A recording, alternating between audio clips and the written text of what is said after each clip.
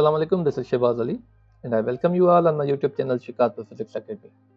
तो कैसे हैं आप सब? उम्मीद है आप सब ठीक होंगे।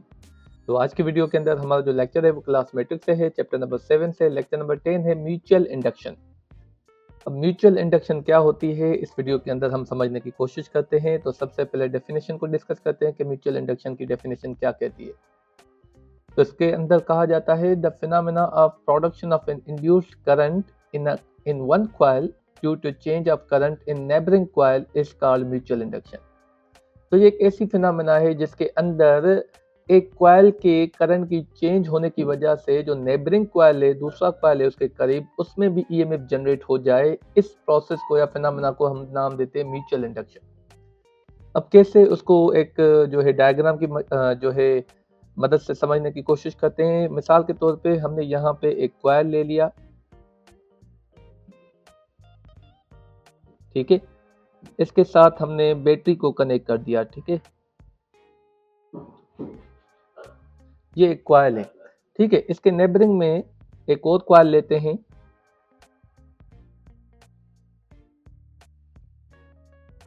इसके साथ एक गैल्वानोमीटर कनेक्ट कर लेते हैं, ठीक है। तो ये दोनों कॉइल हमने बना दिए। मिसाल के तौर पे इसको नाम दें आप प्राइमरी कॉइल, ठीक है। शॉर्ट फॉर्म लिखते हैं प्राइमरी कॉइल, ये एक प्राइमरी कॉइल है। और इसको हम नाम देते हैं सेकेंडरी कॉइल, ठीक है।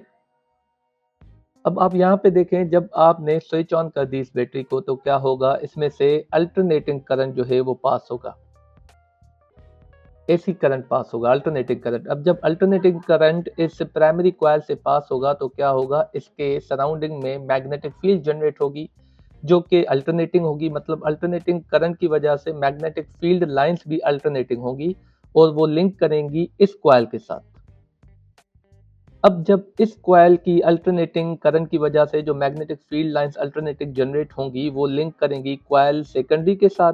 अब आपको पता है magnetic Faraday law of electromagnetic induction में हम पढ़ के आए, जब भी आप किसी कॉइल की मैग्नेटिक फील्ड लाइंस चेंज करेंगे तो उसके अंदर ईएमएफ जनरेट होता है, ठीक है। तो इस कॉइल की वजह से इस कॉइल में भी ईएमएफ जनरेट होगा जो कि हमें इस गैल्वानोमीटर की मदद से जो है पता चल जाएगा। इसमें डिफ्लेक्शन नजर आएगी कि इस कॉइल में भी ईएमएफ जनरेट हो रहा है। आप यहाँ पे देख सकते हैं बैटरी प्राइमरी कॉइल के साथ कनेक्टेड है, सेकेंडरी कॉइल के साथ कनेक्टेड नहीं है। पर ईएमएफ हमें जो मिल रहा है वो किस कॉइल के अंदर मिल रहा है, सेकेंडरी कॉइल के अंदर। तो इस फिनोमेना को, जिसको हम कहते हैं कि एक कॉइल की वजह से नेबरिंग कॉइल के अंदर भी ईएमएफ जनरेट हो जाए, इसको हम नाम देते हैं म्यूचुअल इंडक्शन। इस पूरे फिनोमेना को हम नाम देते हैं म्यूचुअल इंडक्शन, ठीक है। आपके लिए एक दफा और रिपीट कर देते हैं। यहाँ पे आप देखें, हमने यहाँ पे प्राइमरी कॉइल के साथ बैटरी कनेक्ट कर ली। अब बैटरी जब कनेक्ट कर ली तो इस प्राइमरी कॉइल में से क्या होगा, अल्टरनेटिंग करंट पास होगा।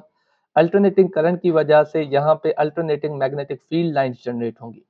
अब जब alternating magnetic field lines link करेंगी सेकेंडरी कॉइल के साथ, तो according to Faraday's law of electromagnetic induction, जब भी आप किसी कॉइल या कंडक्टर का मैग्नेटिक फ्लक्स या मैग्नेटिक फील्ड लाइंस चेंज करेंगे तो उसके अंदर ईएमएफ जनरेट होता है।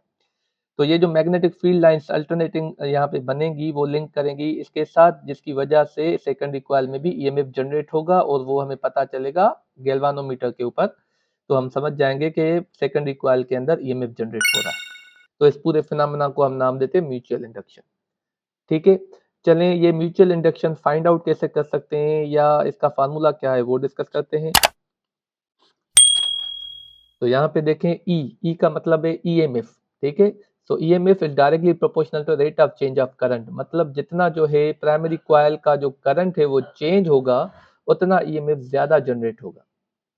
और यहाँ पे आपको पता है प्रोपोर्शनलिटी जो होती है उसके जगह पे कांस्टेंट आ जाता है। तो यहाँ पे कांस्टेंट है एम।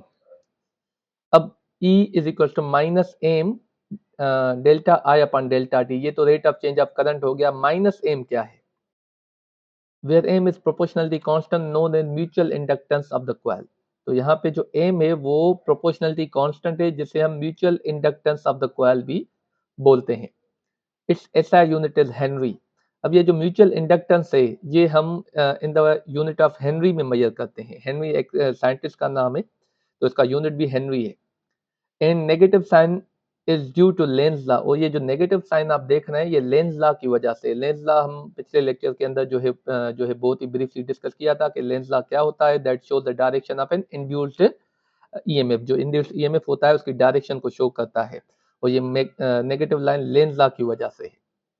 ठीक है, तो आज इस लेक्चर के अंदर म्यूचुअल इंडक्शन हमने पढ़ा, उसका फार्मूला पढ़ा और उसकी जो है ब्रीफिंग पढ़ी। और ये जो पूरा ट्रांसफार्मर होता है जो कि हमारा नेक्स्ट टॉपिक है वो वर्क करता है म्यूचुअल इंडक्शन के ऊपर। मतलब उसके अंदर दो कॉइल होते हैं, एक कॉइल की वजह से दूसरे कॉइल में भी जो है ईएमएफ प्रोड्यूस होता है ट्रांसफार्मर के अंदर। तो वो भी वर्क करता है on the principle of mutual induction, जो कि हमारा नेक्स्ट लेक्चर है।